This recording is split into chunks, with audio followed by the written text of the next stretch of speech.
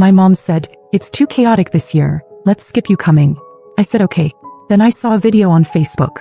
My sister's ex and even the neighbors' teenagers. All at the table. My kids cried. So I took a picture of every unwrapped gift, texted, "Returning these today." Within 40 minutes my dad was at my door, yelled. I opened and, it's one thing not to be invited. It's another to find out everyone else was. Not just my sister. Not just her ex-boyfriend who used to make my mom cry. Not just the neighbors or the girl next door who once accidentally hit my dad's car with a basketball and wasn't allowed in our driveway for 2 years. No, everyone. Except me. And my kids. That's what hit the hardest. My mom had called it too chaotic this year. She said maybe we'd skip it. Next year, she added, like it was some logistical adjustment. I said okay, and she hung up like she had just rescheduled a dentist appointment. My kids had already drawn birthday cards. My daughter made a paper crown with Queen Grandma written in glitter glue. My son picked out slippers with built-in foot massagers. They were excited. They always are. They love my parents more than they should, considering how little they get back. My parents tolerate them. That's the best word for it. Polite smiles, quick visits, never overnight. They still haven't forgiven me for being a single mom, even though I didn't leave him. He left me. He lives out of state now but calls the kids every single night. Pays for their health insurance. Sends gifts, asks about their day. He doesn't speak to me much, but he never disappears on them. And yet somehow in my mom's eyes that makes me the failure. I thought this year would be different. I'd been planning her birthday gift since March. It was a set of gold jewelry, necklace, bracelet, earrings. $7,800. I skipped everything for it. Coffee shops, clothes, dinners out. I clipped coupons like it was my job. I wore the same boots with a hole in the sole through April. But I didn't touch a single dollar from the kids' fund. They had what they needed. I just figured if I gave her something unforgettable, maybe I'd finally be seen again. The day before her birthday, I didn't hear anything. Then that night, my cousin sent me a video. It was already up on Facebook. My mom was sitting at the head of the table, blowing out candles on her favorite lemon cake. My sister was on one side. Her ex, the one my mom used to say she couldn't stand, was beside her. Their baby in a high chair. The neighbor's teenage kids. Even a coworker from mom's old job who I haven't seen in 10 years. Everyone but us. The table was set with the gold-rimmed plates she only uses when she wants to impress. Her best linens. The flower arrangement I'd sent her that morning was sitting at the far end of the table. I spotted the cards still in it, unopened. I didn't cry. I didn't even call her. I waited until the kids went to sleep, and then I took out every single gift we'd wrapped for her, for my dad, for my sister's baby. I unwrapped them. I laid them all out. I took a photo.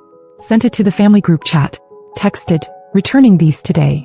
40 minutes later, my dad was pounding on my door. "Are you out of your mind?" he shouted. I opened the door. He stormed in without waiting. Looked at the unwrapped gifts like I'd smashed something holy. He didn't ask about the kids. Didn't ask how I found out. Didn't apologize. Just said, "You don't embarrass the family like this." I said, "You invited the whole neighborhood and left us out." His face didn't change. Just shrugged and said, "We needed things to be quiet this year. With your sister visiting." Then he walked out. No explanation. No defense. Nothing for the grandkids watching from the stairs. The next morning I drove to the jeweler and gave them back the gold set. I didn't even ask for the full refund. Told them to restock it. Something in me shut off that night. And it's not coming back. After I returned the jewelry, I thought maybe that would be the end of it.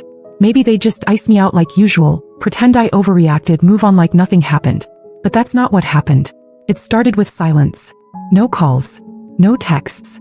Not even from my sister. And then 2 days later, my mom posted a photo on Facebook. Her and my sister, arms around each other on the porch, holding coffee mugs like it was some perfect morning in a perfect world. Caption said, "So grateful to have my baby home for a while." That caught my attention. My sister lives on the other side of the country. Supposedly. Has some high-profile job in tech marketing or real estate or consulting. The story changes every time my parents brag about her. She's always in glossy airports or minimalist apartments with candles burning in the background. But in the photo, she was wearing the same hoodie I saw her wear in the birthday video. Hair pulled back. No makeup. Tired. I didn't think too much about it until I got a call from Aunt Lila. She never calls unless someone's dying or drunk. She asked if I knew that my sister had been at my parents' house for over a month. Said she saw her at the grocery store a few towns over, using WIC vouchers. I didn't say anything. A week later it got confirmed. My mom let it slip during a call with Lila, who of course called me immediately after. Turns out my sister lost her job 6 months ago. Racked up debt trying to maintain the image. Sold her furniture before she flew home, and showed up with 2 suitcases and a very different story. My parents didn't tell anyone. They wanted it to look like she was just visiting. Still golden. Still successful. But now she's been living there. In the room that used to be mine. They're covering her car insurance. Paying her phone bill. Pretending like it's temporary. Meanwhile, I was still hearing nothing from them. No apologies. No explanation. That weekend, I got a message from my dad. Short. Said, "Can we talk?" I didn't answer. 3 hours later, another one. This time from my mom. "Your sister's going through something. It's been very hard on all of us. We need to talk." I stared at that message for a long time. Not a word about what they did to my kids. Not a word about the dinner, the gifts, the screaming on my porch. Just a request. I ignored it. 3 days later, my sister texted me. Said she wanted to clear the air. I asked, "Why now?" She replied, "They think you might be willing to help." There was. Not sorry. Just desperate. I didn't answer my sister's text right away. I waited 2 days. Let her sit with it. She sent a follow-up, a voice note which I didn't open. Then another message. "I didn't know they weren't inviting you." I swear. I didn't believe her. Maybe she didn't know at first. But she definitely knew once the food was being passed around the table and my kids weren't there. She knew when my chair sat empty. Still, I replied, "What is it that they want?"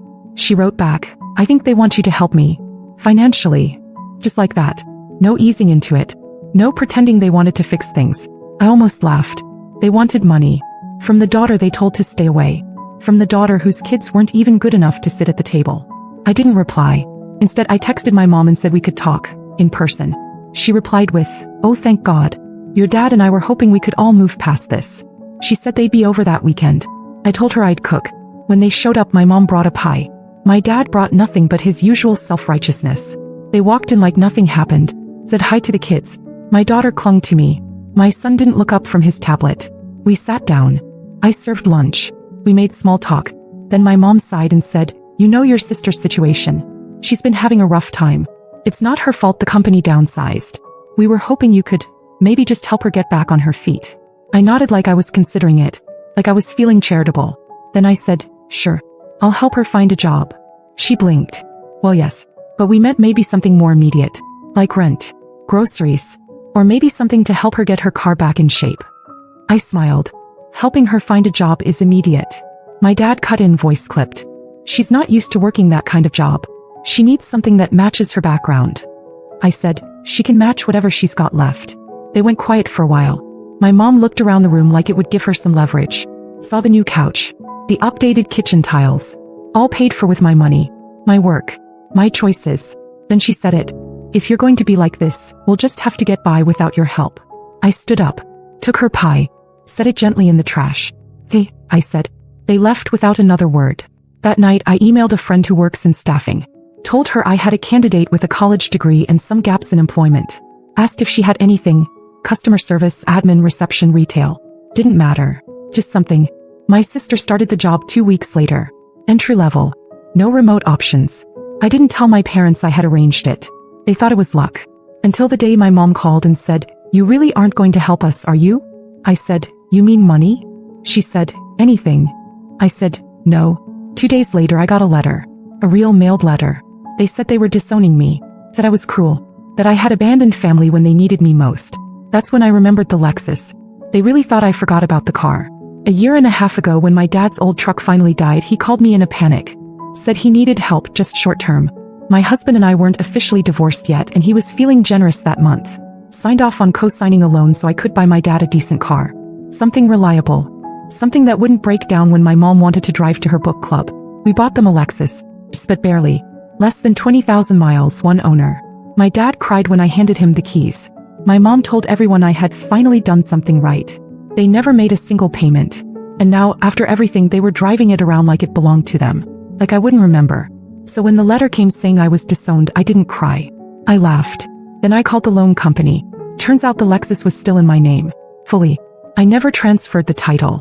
My dad had never asked. I guess he figured I wouldn't. I didn't tell them right away. I waited until my mom posted a photo of my sister posing next to the car in the driveway, like she was about to drive off to brunch.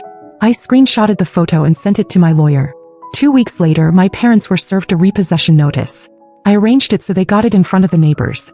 That part wasn't planned, but it was satisfying. My mom called.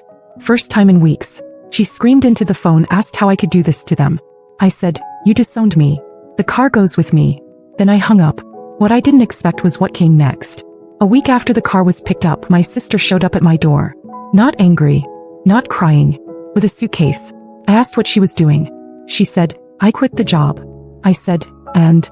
She looked me straight in the eye and said, I want to stay here. With you. I want to start over. I laughed. I told her I had 2 kids and no spare room. She said, I can sleep on the floor. That's when she told me something I didn't see coming. She was pregnant. And the father? Not her ex. Not anyone she wanted to name. My mom didn't know. My dad definitely didn't. She said, they'll throw me out. I know it. I believed her. And for the first time in years, I saw my sister as something other than golden. I saw her scared. And that complicated everything. She stayed on the couch that night. No questions, no promises. I gave her a blanket, a pillow, and a towel. She didn't ask for more. My kids were confused. My daughter whispered, why is Auntie sleeping in the living room? I just said she needed a place to rest. By the 3rd night, she was helping with homework and unloading the dishwasher. Not because I asked, she just did it. She didn't talk much, and when she did, it was mostly small things. Cravings, back pain, regrets. I didn't ask who the father was again. I didn't care. Then the show started. It began with my parents posting old photos of her from better days. Then came the long self-pitying posts. How they were grieving a daughter who turned away from them, and praying for healing in our broken family. They wrote like they were victims of a natural disaster. My mom even said something about how they had nothing left but each other. The best part? She included the Lexus in the list of what they'd lost. They started calling relatives, friends, even people from church, spinning stories about me, how I'd changed, how I was influenced by bitterness. My aunt called and asked why I'd stolen the car. I sent her the title paperwork. Silence after that. But then the doorbell rang. It was my mom. She looked straight through me and said she was here to see her daughter. Not me. The real one. My sister was in the kitchen holding a bowl of cereal. When she heard the voice, she froze. She whispered, don't let her in. I didn't. My mom said, you're making a mistake. This is family. I said, you disowned me. You can't walk that back now. She left. The next day my sister got a call. My dad, angry, said she betrayed them. Said she was ungrateful. Said she needed to come home, that they'd forgive her if she fixed things with me. She hung up and said, they're not scared I left. They're scared I told you everything. I nodded. Then she said, I want to keep the baby. But I can't do this alone. I didn't answer right away. Later that night she sat on the edge of the couch and asked if I hated her. I said, not anymore. But I don't trust you yet. She said, that's fair. He meant it. The next morning I got an alert. A post from my mom. A blurry photo of her standing next to an old pickup truck in a dealership lot. Caption, New Beginnings. A family friend commented, what happened to the Lexus? My mom replied, ask Grace. So I did. I left a comment right underneath it. Sold it. Paid off the loan. Used the rest for my kids. I didn't get a reply, but she read it. I know she did. The Lexus sold fast. Low miles, clean title, solid interest. A man from 2 towns over paid in full and drove it off with a grin like he'd won something. I watched from my window, not smiling, not sad, just still. I used part of the money to finish off the loan. The rest went into savings, the kids' college fund, and a little side envelope I labeled whatever comes next. My sister was still on the couch. She got a part-time job working at a baby store. Minimum wage, folding onesies, stocking pacifiers, sweeping aisles. It wasn't glamorous, but she was never late. Not once. She stopped complaining. We didn't talk about the past. She didn't bring up her ex or the baby's father. I didn't ask. We made it through meals and errands and quiet evenings with kids' shows playing too loud. For the first time in years, our silence wasn't cruel. It was mutual. Then my parents started showing up in places they knew I might be. At the kids' soccer field. At the same grocery store. Never said anything. Just made sure I saw them. And then the messages started again. Not to me. To the kids. Birthday cards started arriving again with gift cards inside. A doll for my daughter. A science kit for my son. Signed, Love Grandma and Grandpa. No return address. No note to me. My son asked if we could visit them. I said, we'll see. Then came the worst one. A letter, typed, from my mom. Said she was sorry for how things turned out. Not for what they did. Not for lying. Just for the outcome. And then came the kicker, they wanted to meet. Said they wanted to clear the air, start over, and that they missed their family. My sister read it. She handed it back and said, they think I'm your ticket. I nodded. But I'm not going backward. So I wrote one final letter. I didn't curse. I didn't accuse. I said this. I'm glad you love your version of family. I'm building mine. But it won't include people who only see my children as footnotes. You can explain that however you want. I'm not going to explain myself anymore. And then I blocked them. Phone. social media, everything. That night, my daughter climbed into my lap and said, "Grandma forgot about us, didn't she?" I said, "No. She just didn't know how to treat you right." She nodded, like she understood more than she should have. We never saw the pickup truck. My mom stopped posting pictures. My dad apparently told people I ruined their life. But something changed because people stopped believing them. Relatives started reaching out, quietly, saying they were sorry, that they didn't know everything, that they should have asked. I didn't want their sympathy. I just wanted peace. And that's exactly what I kept. No more doorbells. No more begging. No more performances. Just me, my kids, my sister, and a different kind of family. One that isn't built on shame, but one we built ourselves. It's been 2 weeks since I cut them off for good. I really thought that would be the end of it. I imagined peace, some quiet evenings, a routine. Nothing dramatic. But then last Wednesday I got a knock on the door around 9 p.m. It wasn't my parents. It was the wife of the man who bought the Lexus. She looked confused. Said she didn't mean to bother me but wanted to ask some questions. Apparently, a week after he drove it home he started getting notes on his windshield. At work, at the grocery store, even at his kids' school pickup. Things like, "You don't deserve that car. That's not yours. This was a gift and you stole it." All unsigned. She asked me if anyone in my life might have a problem with the car being sold. I said, yes, but I don't think it'll happen again. He believed me. Then 2 days ago my sister got a call from an old friend. Someone she hadn't talked to in a year. Apparently our mom's been telling people she was lured away by me. That she was pregnant with some stranger's baby, and that I was manipulating her for revenge. Classic projection. That would have hurt maybe a month ago, but not now. Because the truth is, my sister's still here. Still working. Still pregnant. Still sleeping on the couch. And this morning she told me she's saving for a twin mattress, so she can move into the laundry room and give the kids back their living room. It's small but it's real. No one's pretending anymore. No one's performing. I don't know if my parents will ever stop spinning their version. I don't really care. Because the people who matter, they see it now. A few of them even apologized. Genuinely. Quietly. Like they finally realized how long this had been building. I don't know what's next.